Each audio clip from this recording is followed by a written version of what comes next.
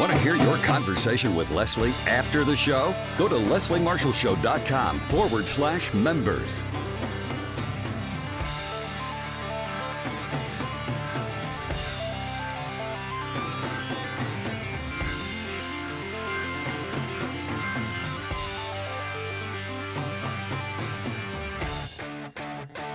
Hey there, America. I'm Leslie Marshall. Someone who's been on the show before. He's called the show, and a pleasure to have him back, is our guest in this hour. His name is Mark Taylor-Canfield. Mark is a journalist, an activist, a musician, and also a member of the Occupy Seattle Media Working Group. More than a pleasure to have him back on the show, Mark Taylor-Canfield. Mark, good evening. Thank you for rejoining us again tonight. How you doing? Hey, Leslie. It's good to talk with you again. You know, a lot of people out there are saying that the rights of Americans must be protected, but Occupy protesters are Americans whose rights must be protected as well. And basically, the United Nations agrees, and the United States says nothing. Yeah, definitely. The envoy from the UN, Frank LaRue, whose specialty is freedom of expression, has said very clearly that he's worried that part of the reason for the crackdowns and the use of police violence actually against some of the occupiers may be interpreted by some people in the rest of the world as an effort to actually repress a political dissident movement. And so it looks bad in the eyes of the rest of the world when you see all these pictures of police using pepper spray on demonstrators that are peacefully sitting on a sidewalk or in a park, or using pepper spray on an 85-year-old woman like, happened here in Seattle to Dorothy Rainey. So between these two envoys from the UN, there's also another one whose specialty is peaceful assembly. They were very serious when they wrote the letter to the U.S. State Department, just asking for clarification, just saying, what is the justification for the police using these against peaceful demonstrators? And that's one of the big issues here, Leslie, is that none of those demonstrators were violent or were, in most of these cases, the police are using these tactics to basically clear the parks and clear the streets rather than to even arrest people. A lot of times it's just a crowd control practice that they use where they're not actually even arresting people. They're just using these so-called less lethal devices to clear them out of public spaces. So it looks bad to the rest of the world. When the UN sent the letter to Secretary of State Hillary Rodham Clinton, and, basically what they're saying is, quote, explain the behavior of police departments that violently who disbanded some Occupy protests last fall. What was the response? There has been no response at this point except for an unnamed U.S. State Department spokesperson said that these issues and the letter is actually going to be turned over to the department, to the Civil Rights Division, because they think that that's where the response should come. So it looks like at this point there will be no response from the State Department. Eventually, hopefully, there will be some kind of reaction from the Justice Department. And I also should let folks know that here in Seattle, the Seattle Police Department was actually under an 8-month Department of Justice investigation into the use of excessive force. And the Justice Department's review said clearly that our police department here has a practice and policy of using excessive force.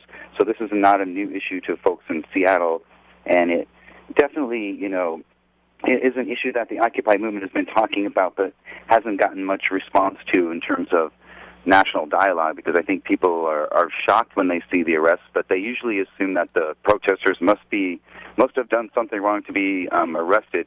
Well, in most of these cases, what they've done wrong is actually just sit in a public space and say that they don't want to leave until their demands are met. Well, that is a tactic that's been used all around the world, from Tunisia to Egypt to Yemen, France, England, Germany. So, this is a long-standing tradition. People in Egypt, occupied the square there, Tariq Square, so that they could send a message to their government. And absolutely. Mark, hold that thought. We're going to take a break. We'll be back. Mark Taylor-Canfield's our guest. We'll be back with him talking about Occupy protesters right after this. Get her where you want, when you want. The Leslie Marshall Podcast. Go to lesliemarshallshow.com/members.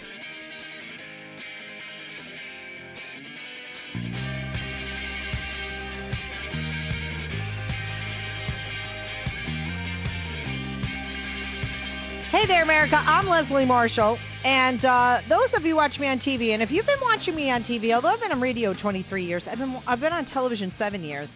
And you may have noticed over the years how I shrunk. I mean, yeah, those are times I go up, I go down. But you know something?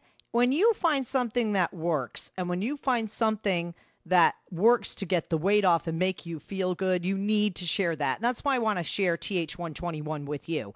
If you've given up on losing weight, if you feel like, oh, Leslie, I've plateaued. Ladies, some of you are pre-menopausal or, menopause. Guys, some of you are just saying, it doesn't matter, Leslie, I can eat salads all the time. Sometimes age comes into, effect. Sometimes you just need the right ingredient. The right ingredient for me, and it can be for you, is TH121. So if you're thinking nothing ever works for me, I encourage you to try it. Yeah, I'm talking about 5, 10, 15, even 20 pounds. Those pounds that you've been carrying for a long time, you're sick of them, and you haven't been able to find anything that works. Well, this works. You can do it. You can lose that weight. TH121 has helped tens of thousands of people lose weight, and it can help you too. It's an antioxidant-based, all-natural formula. And TH121 gives you appetite control and countless antioxidant benefits. And although it gives you more energy, you're not going to be like shaking like crazy, like some of those, things out there that, promise you energy and weight loss, and all you do is, feel like drinking a pot of coffee. This does not do that because it is all natural. So you can have more energy, not have the cravings, not have the shakings. TH121 simply puts you in control. But don't take my word for it. I mean, I've shared with you weight loss. You can look at the weight loss. All you have to do is call now and try it, and you can try TH121 absolutely free, and for 30 days. You pay a small shipping and handling fee, and if you don't lose the weight, you simply do not pay. Try it. Call them today, 1-800-525-8328. That's 1-800-525-8328. Now, like I said, whether you want to lose 5 pounds, 10 pounds, 15, 20, or just keep what you have, maintain what you have, TH121 can help. Try it and let me know how it is. For your free trial, call them right now. Say, hey, Leslie Marshall sent me. 1-800-525-8328. That's 1-800-525-8328. Let's go to our guest, and if you want to join us, and I hope you do, 888-6-LESLIE, 888-653-7543. Guests are here not just for me, but for you as well. Mark Taylor-Canfield, journalist, activist, musician, and a member of the Occupy Wall Street Seattle Media Working Group, is our guest. Mark, thank you for holding. Welcome back. Sorry to cut you off. We were talking about the United Nations, 2 UN human rights envoys who formally requested that the U.S. government protect Occupy protesters against excessive force. In a letter they sent to Madam Secretary Clinton, they called on America to explain, and officials in the U.S. to explain the behavior of police departments that violently disbanded some Occupy protests last fall. And so far, there has been no response. There was an expressed concern that excessive use of force was used. Do we know if anything like this had been sent? I mean, certainly we saw excessive force. We're seeing it in Syria. We saw it in Libya, and we also saw it for a short period of time in Egypt, in Cairo, and Tahrir Square. Do you know if the UN stepped in and sent letters to officials of those nations of that kind as well there? Yes, they have actually, but in the case of the United States, in my experience as a journalist and activist, it's relatively rare for the United Nations to take on this kind of an issue. Obviously, there was enough concern amongst the United Nations and the Human Rights Council, which, by the way, is meeting in New York this week, which is why this letter became public. It was actually originally sent in December of 2011, and the reason that it's become public is because of the Human Rights Council meetings of the UN, and they just wanted to bring this up because these 2 envoys, part of their job during these meetings is to file their report basically on human rights abuses around the world. So that's why it became public. At this point, it's sort of unprecedented, Leslie, and, I haven't seen it happen throughout all of the protests I've been involved with or have seen over the last few years with the Iraq War or any of these other issues. I have not actually seen an official letter sent to the State Department and then actually publicized by the UN envoys themselves. So it looks to me like they've taken a personal interest in this particular issue of the Occupy movement, and that to them it's been repeated enough times, I think, and there's been enough media coverage of it that they really probably couldn't ignore it at this point. Let's take some calls. 888-6-Leslie, 888-653-7543. Let's go to Michael in the Bronx. Michael, good evening. Welcome. Question or comment for our guest, Mark Taylor-Canfield. Good evening, Leslie, and good evening, Mark. Given the topic that you have and what took place earlier today, I am seeing a connection. And the thing is, it's not just Occupy Seattle. Lord knows we've seen it here in New York City and other major cities around this nation. And the protesters kept asking the police who were abusing them, who are you protecting? Which corporate criminals are you protecting? And these protesters, as we've seen time and time again, are only exercising the First Amendment rights and peacefully protesting, not breaking any laws whatsoever. It's the police that are breaking the laws. So, in connection with what went on today, I'm sure you know that the Republicans decided to hold Eric Holder in contempt for something that took place that began under the predecessor, George W. Bush. So, as far as I see, it's these Republicans that are getting the police to be abusing the Occupy movement, and just like when Eric Holder is investigating the police abuse, he's investigating. I'm trying to remember. I'm going as fast as I can. The voting purges that's going on in Florida. Anything and everything Attorney General Eric Holder is investigating for the sake and the rights of the American people. These Republicans keep stalling, and I find this, what happened early today, to be a witch hunt and a further cover-up to try to distract him or to keep him from investigating any further. I'm wondering if your guest finds the same coincidental connection. Mark? Well, I hadn't really thought about that. I guess what's surprising to me is, and what may be surprising to the UN and why they've stepped in at this point, is the fact that the Justice Department hasn't really investigated or made any comments about these police crackdowns around the country. And in the case of the Seattle Police Department, it is the jurisdiction of the federal government to step in when they think that there are civil or human rights violations happening, which is why they did that in Seattle, because they were requested to do that by over 24 civil rights and community groups. In the case of the Occupy Wall Street movement, there is also a distinction to be made here between what happens in Syria and Egypt and other countries and what's happening in the United States. No one is saying that the U.S. government and the military are attacking Occupy protesters. That has not happened here, thank God. That is not where we're at in the United States. This is not a revolution of that type. What we're seeing is a populist uprising that's showing itself in many different forms. And one of those forms is the Occupy Wall Street movement. And what's happened is that local police departments, county sheriffs, and in my case, actually, I filed a lawsuit against the Washington State Patrol after being illegally detained and banned, basically, from state property at the Washington State Capitol when I was covering protests as a journalist with my press badge on. So that's another issue that, I know that the UN is also discussing, and also other groups like Reporters Without Borders, the Society for Professional Journalism, is the fact that all around the world, of course, it's happening, but during these Occupy protests, there have also been many instances of legitimate and also grassroots and citizen journalists who have been raided by police, been searched, been arrested, detained, pepper sprayed, clubbed. All of that has happened. It happened in Chicago during the NATO summit protests. It's happened here in Seattle.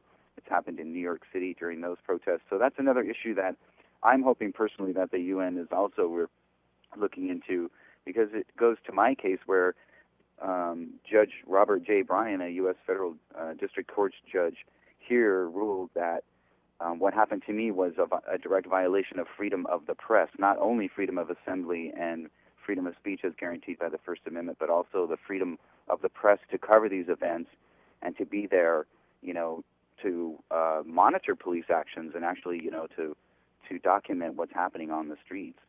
So in answer to your question, I don't know if I can make a direct connection, but I do know that one of the questions that will be asked is, why didn't Eric Holder and the Justice Department investigate these cases on their own without, the intervention? Actually, it's not an intervention. I want everybody to know that this letter from the United Nations envoys does not hold any legal power to change U.S. policy.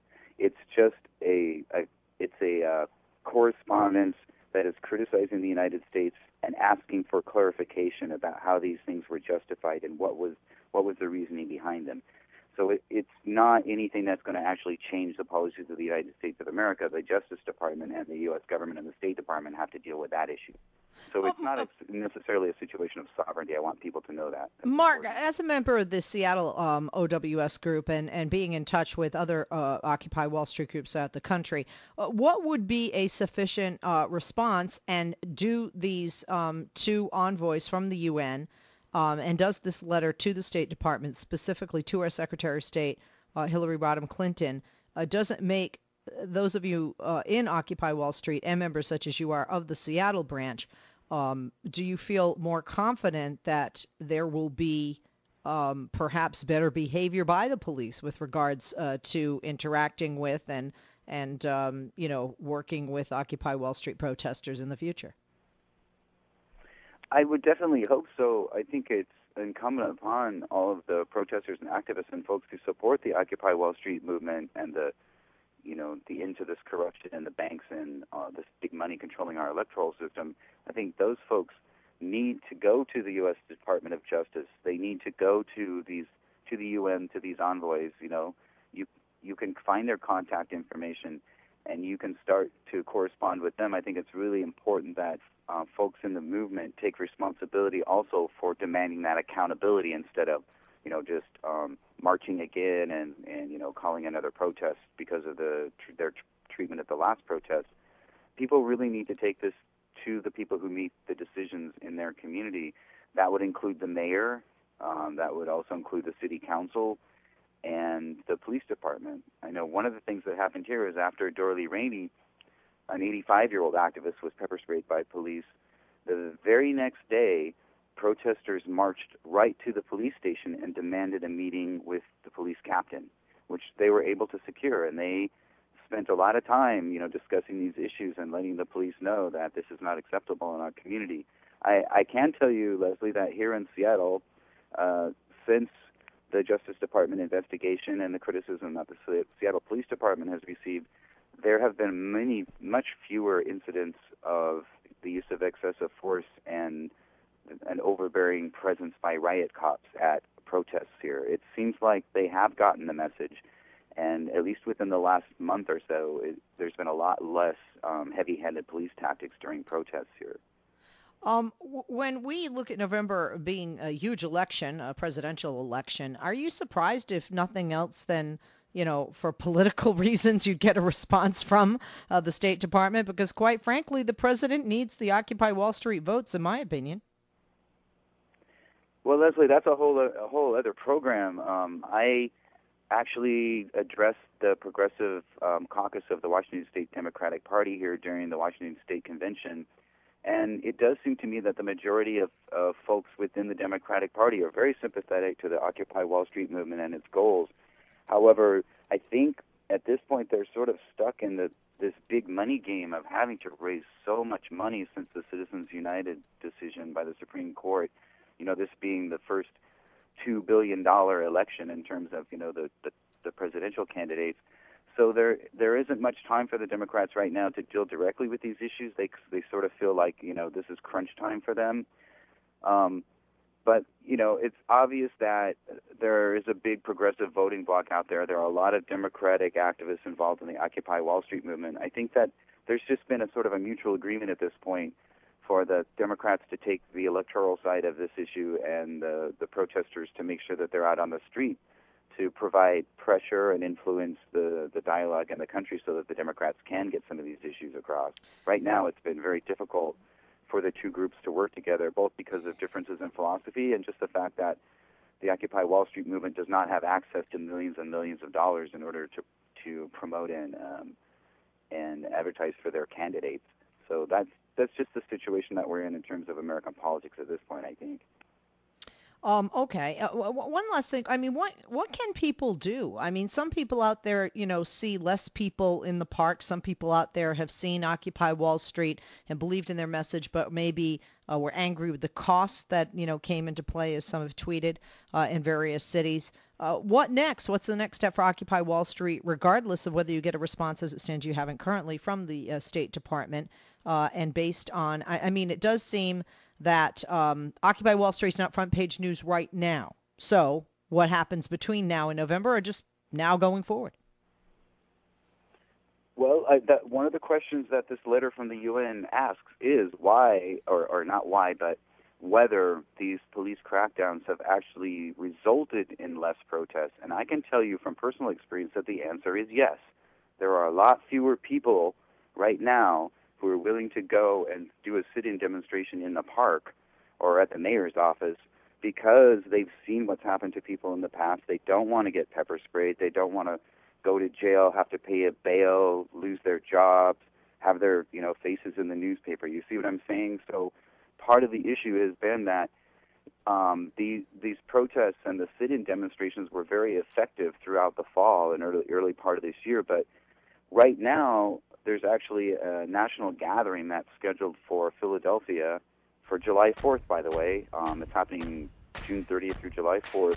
There are Occupy caravans from all over the country that are headed to Washington, D.C. and Philadelphia during this time to bring some of these issues out. And so I think really the movement is getting more organized. It's getting very, very organized on the local level, which is something that's not being reported. But if you look around the country, there are still hundreds and hundreds of communities who have Occupy groups. They may not be setting up tents in the park, but they are testifying before the city council. And they're taking action, and they're taking it outside the park and into courtrooms. So hopefully they'll take it into voting booths in November. Mark Taylor-Canfield, thank you for joining us. Journalist, activist, musician, and a member of the Occupy Seattle Media Working Group. I'm Leslie Marshall, coming up live from our nation's capital, Talk Radio and Talk Radio News Service. By the way, Occupy Seattle is occupyseattle.org. You can read Mark's blog at dailycause.com/blog. Coase, Daily Coase, DAILYKOS.com/blog/Mark Taylor-Canfield. He tweets as MTSEA, and on Facebook, facebook.com/M Taylor-Canfield. I'm Leslie Marshall, and by the way, he did win that class action civil rights lawsuit against the Washington State Parole in the state of Washington. More than a pleasure having him with us. Check out all the information I gave you on him. Quick break, back to Talk Radio News Service live from our nation's capital, and you right after this. Leslie Marshall. Real people, real life, real talk. Give her a call now at 888-6-LESLIE.